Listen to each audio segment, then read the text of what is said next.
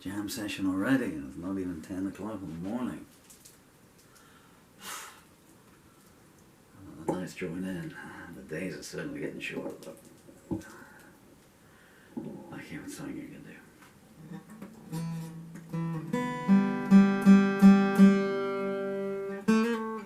Nothing in the key G, that's for certain.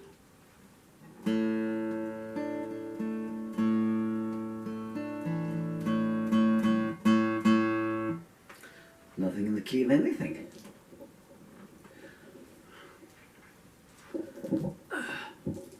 Don't trip me up anymore.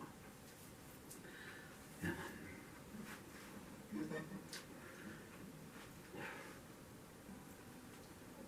What's happened here? Altogether far too close for my liking. Sneaking up on me in the middle of the night. 1, 2, 3, 4.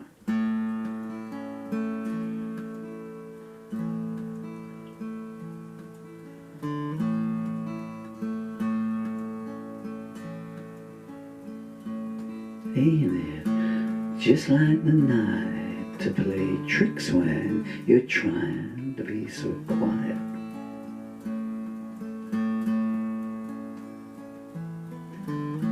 We're sitting here stranded, though some of us are doing their best to deny it.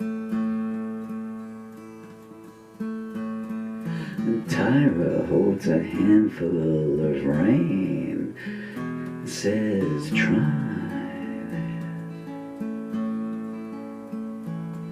Lights flicker from the opposite loft. From the next room we can hear the heat pipes cough. Tyra touches Princess's skin so soft and says, a dream's going on. And there's Louise and her lover so entwined. While my visions of Johanna torch up my mind. I walk the empty lot where the ladies play blind man's bluff with the key chain. And the all-night girls are there bragging of their escapades in the back of the D train. The door bursts open and the night watchman storms in, insisting everybody explains. But Louise shows no signs of fear. She says, let's make one thing clear. You got no authority here. Be moving on, my dear. He slumps away, wondering what his purpose is.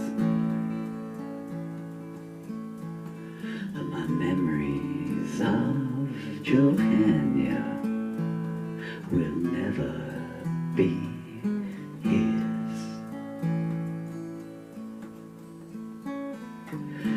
Little boy lost his taking himself so seriously. And then one day he disappeared inexplicably.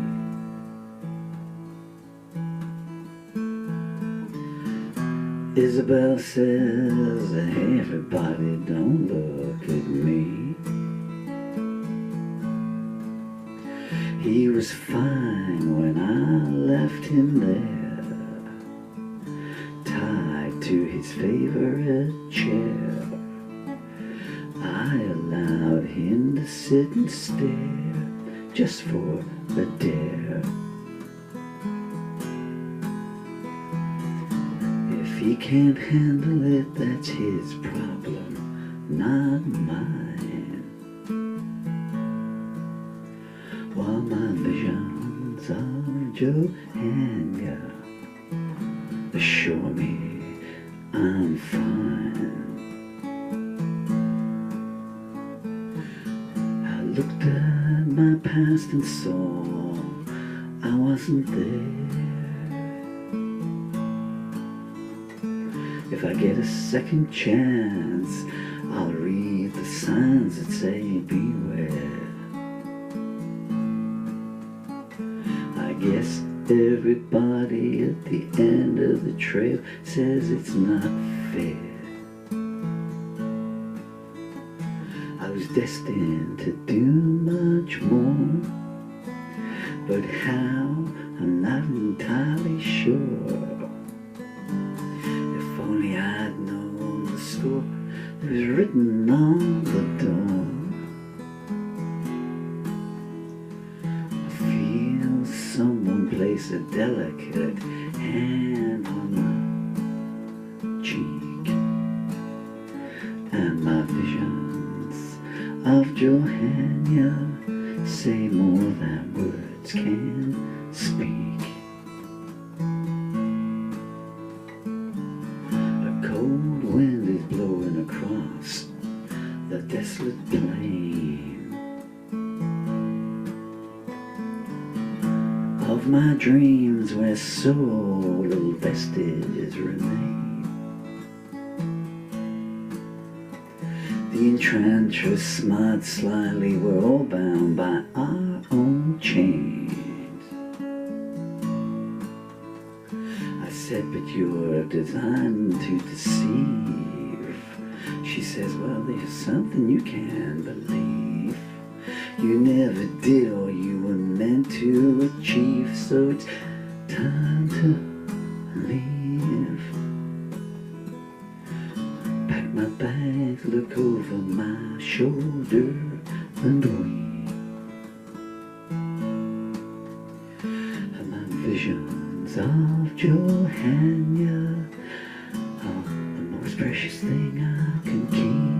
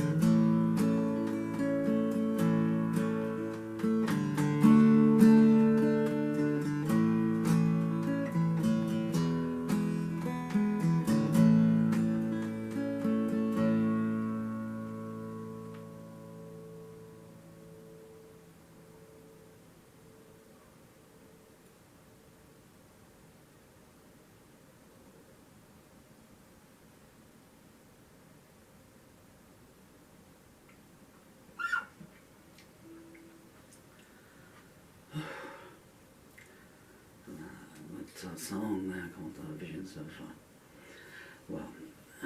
I readjusted some of the words there, but the original of that is called Visions of Johanna, and it's by Bob Dylan. It's on the Blonde on Blonde album. What's an album in the days of streaming, you know?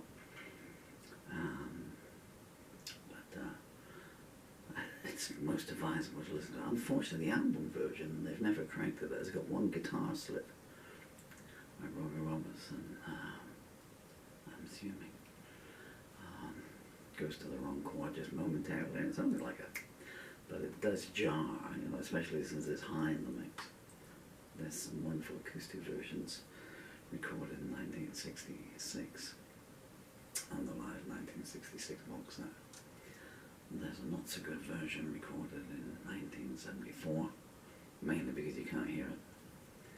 And there's a spectacular version recorded in 1976 that remains unreleased. But next year, and I won't get to see it, the Dylan camp will presumably have to release it under the 50-year sell it or lose it. So, but the original is amazing as well, you know, the studio version. Visions of Johanna. I was thinking about my own Johanna as I sang that.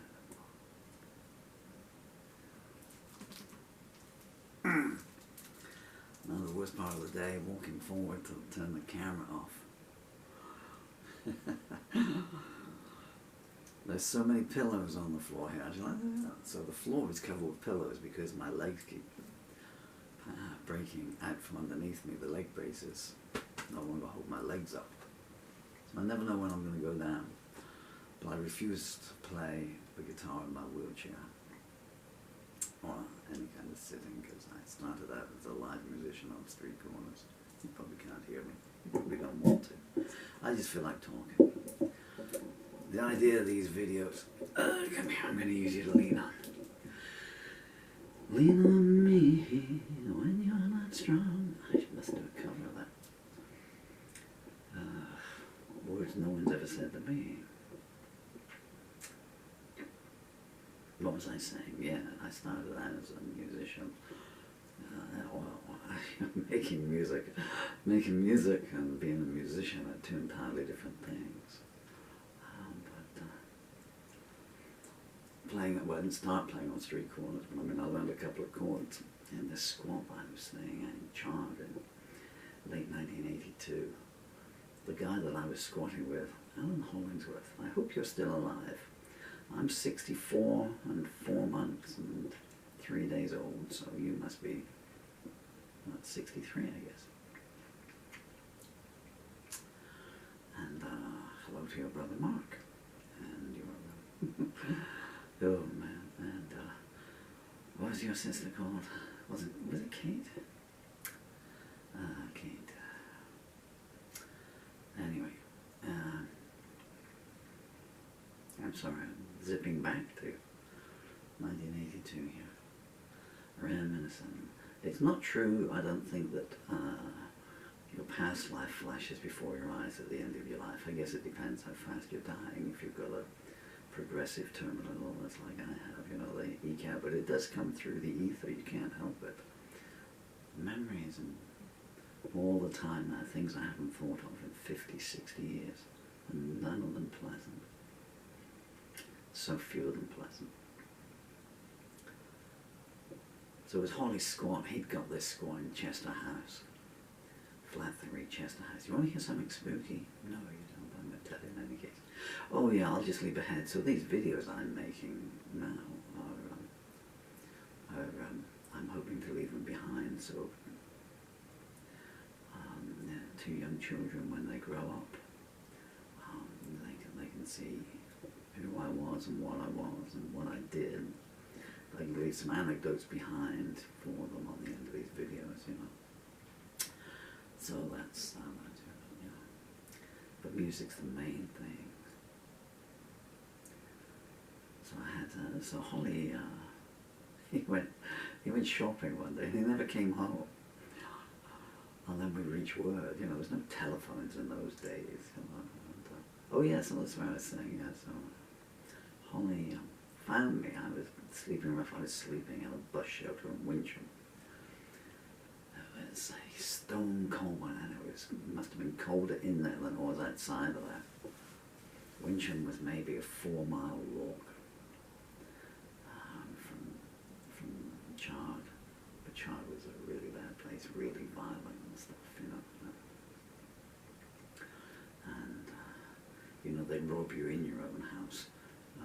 Out on the streets at midnight, you know, just forget it, you know. The most corrupt police force in the world at that time.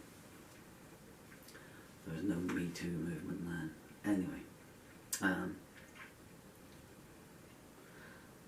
I just bumped into him. I knew his brother, and I knew him vaguely from there. Holly was a character, as I guess they would say. He introduced me to eyeliner, which I still wear to this very day.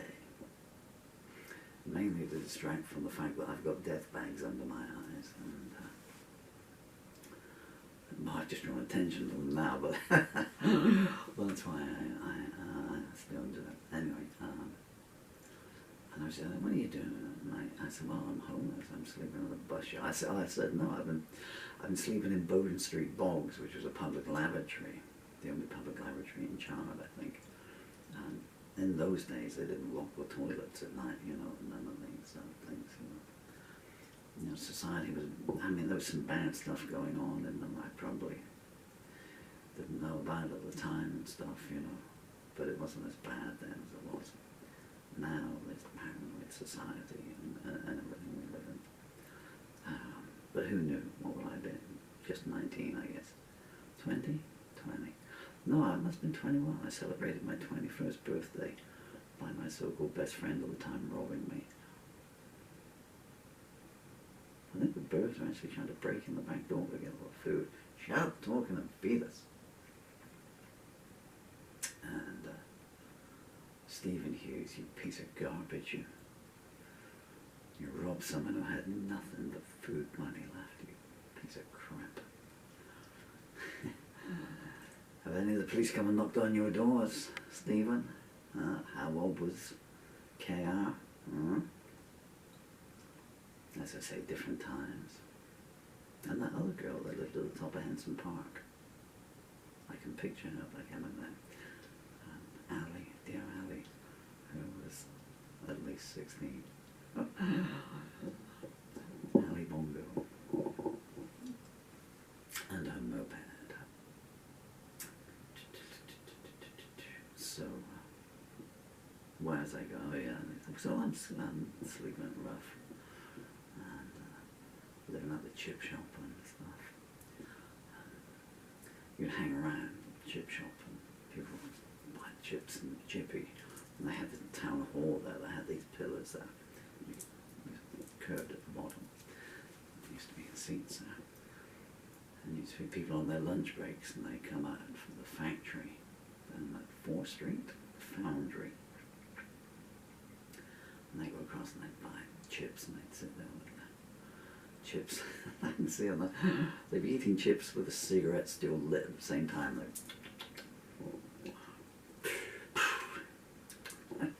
Goodness me. I only ever smoked half a dozen cigarettes in my life, but the taste was, I don't know, that's what they did. But there was a guy called Lad Varley when I was in the army, and he'd do the same. I won't even finish the anecdote of what he used to do while he was eating his breakfast.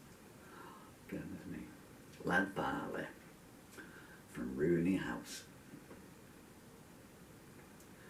So they'd eat their chips, you know, and then they'd, you know, if they couldn't eat them all, they'd wrap them up and go to throw them in these. I can still see the dustbins now, so it was like a wooden frame, slatted frame, circular. I mean, that deep, and it's on 3 or 4 legs.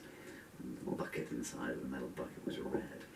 And they'd be going to wrap their chips up, and you'd leap, you know, and can I have a chance of fucking have a... Some of them would just go no, and that's how nasty people were, and they'd still throw it up, and they'd throw it in the bins to see if you take the chip paper, because it was in paper in those days, no styrofoam, out of the bins and eat them. And some of them, who were really mean, they would tip it upside down. They would just scrape all the chips and whatever was left in the fish and loose into the bin so you couldn't get it. But, you know, that's just what they were like, you know. But some people would, you know. But then they'd see you the second time and they wouldn't make eye contact, you know, so they saw you the next week. I think Friday was the main fish and chip day, so if you were there the next week they wouldn't make eye contact, or they'd eat them all, they'd walk away with them. You can't blame them, you know. The homeless are like stray cats, you know. Feed them once and you can never get rid of them. Hi, Angelise, up there in PP. So Holly saw me there and he said, well, I'm in a squat. I'm living in Chester House, he said. He said, you come and stay with me. I said, oh, great, yeah, that's wonderful. Couldn't believe my luck. All I had was a black bin line up. It was over my shoulder with everything that I owned. Thinking about it now, I mean, you know, there was no laundry, you know, no anything or anything like, you know, I'm not going to, well, there's a whinge on what happened on the bathroom. You live as cheap as possible, and you buy a loaf of bread and milk, and that will be it. It's thin white bread and milk. It fills you up. And that's why they tell you not to do it to the ducks. Don't feed the ducks bread. And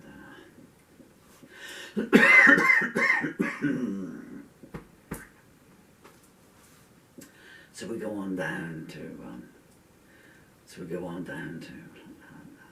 Chester House, and the door opens, and he's taking the door lock off. I said, well, jeez. See, you know, the front door was smashed in, windows were gone. I said, don't you feel a bit, you know, insecure here, you know, not lock the door, trust people. I'm squatting, he said. Watch Larkham opens his house. Oh my God, above, you know. So then you've got to make a choice, you know, do I want a comfortable bed for the night? He had a little, I think, a sofa, and I slept on, and he had this huge double bed. And he had a guitar, but it only had 2 strings on it, because he pulled them all off one night. And so Holly was a bit of a character. He knew how to have fun, as George Harrison once said about John Lennon. And so he never came home one day. Oh my gosh. There was one night when he was seeing this girl who was either married or in a relationship, and he brought her home one night, and the guy had obviously followed them, and they're pretending to be asleep. How many nights did I pretend to be asleep and you'd be groaning and stuff, you know, making things asleep, you know. And all of a sudden there's this kerfuffle, and the guy is there. Come on, what are you doing with him? And he starts grabbing the girl. Oh my God. And Holly's big, and I heard the girl say, oh, the woman, really, she was a lot older than Holly, well, a lot older, 5, 6 years. It's okay, Holly, it's okay, I'll go. And then the guy obviously manhandled the lady. Come on, you. And next thing I went to tell Holly, she's this massive, great big knife. I thought, my stars and garter. You hit a woman, he goes. And the guy says, hey, just put the knife down and it'll be just you and me. And the girl diffused the situation, and off she went with him. Bear in mind that she thought that she was, you know, she was better with Holly. Knives and his substances, and living in a squat than this guy. Anyway, love is blind, and sometimes it can blind you. And he went out one day, and he never came home, and then we got word that he'd been arrested, and he'd gone into a supermarket. And this had turned out a long story, and I haven't found a full stop yet. And he told me later, he was on remand for I think 3 weeks or something, because he had a bunch of other stuff following him. And they just wanted him off the streets, you know, and they would just make something up in those days. And he said that he saw a sign, no one had televisions in those days, you know, they were all rental from the rental store. And if you signed up to rent a television that said free cooking oil, who gives away cooking oil with a television? Where's the correlation there? But this is what he told me. So he saw signs saying free, whatever, 2 litres or pints, I guess it would have been in those days, of cooking oil. So he just picked up the cooking oil and goes out and gets done for shoplifting. Why would he want cooking oil? We had nothing. What were we cooking? We had nothing to cook, you know. I don't know, maybe it was an early form of Diddy, I don't know. We are the Diddy men. Did you have that over in America? It's got a whole new meaning now, doesn't it? Anyway. So we never came back, and he had this guitar, and I had 2 strings on. I learned my first song on it, which was, because I only had these 2 here, strings here. So I wrote a song about it. I don't have my little finger move it. I don't think I'm going to smile ever again. Oh no. so much it's filled me with pain. I just don't know why she felt the need to make me cry. But I don't think I'm going to smile ever again. I don't think I'm going to laugh ever again. Oh no, I know that I'll never get over all of this pain. I got no way of knowing the reason why she's suddenly going.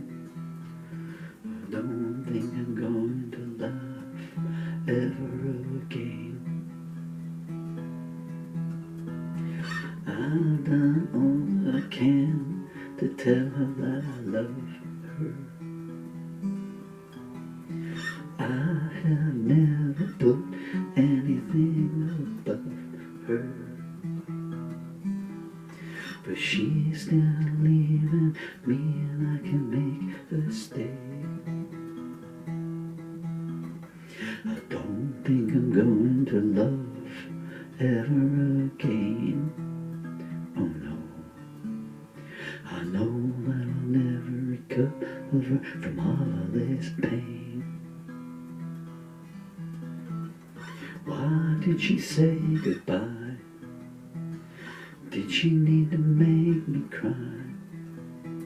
I know that I'll never love ever again. I know that I'll never love ever again. I know that I'll never love. My finger just, I got no fingers left anymore. Anyway, so first time I ever wrote that on 2 strings, 1982. What do we now, 41 years and 43 years and 1,800 songs later. 1,799 songs. So that's, oh yeah, where was I going with this? This is how I started 3 years ago. Sorry D&E, but Daddy's just rambling, you know. And there's one thing to play a guitar, but what do you do with it, you know? So I just used to get out on the street corners, you know, wherever you could find somewhere to go. And because, I mean, there weren't people on the streets in those days. I mean, people homeless, or as I recall it, because, you know, people had jobs, or, you know, we didn't, although we had benefits then, we didn't live in a benefit-rich society, you know, so everything was a factory there, and shops. And of course the shops didn't open till 9:30 in the morning, and they closed at 4 or 5. Most things were closed on a Monday, and half day closing on a Wednesday, and early closing on a Saturday. And now you can have your grocery delivered in an hour in some places, can't you? But hey, you know, that's progress. And what was I saying? Yeah, standing there, you know, trying to play guitar and just make a buck, as they say, you know. So they had a folk club, and eventually I learned a few more chords from a guy called Steve Core. I was in flat 3 and he was in flat 2, and he was most sincerely in love with a young lady called Liz. Hi Liz, who was a nurse. I guess we were all in love with you to a certain extent. She had a car. She came from a rich family. My father was the headmaster of the school that we used to go to. And God, it's the division of society. But anyway, you know, his son would never hang around with people like us. I think he looked down on us and stuff, but you know, if you're going to hang around with wealthy people or poor people, which you're going to choose? But Liz, she was an esoteric young lady. Well, she'd have been 19, I guess. And she did come and see Steve, but you know, gosh, he wrote some songs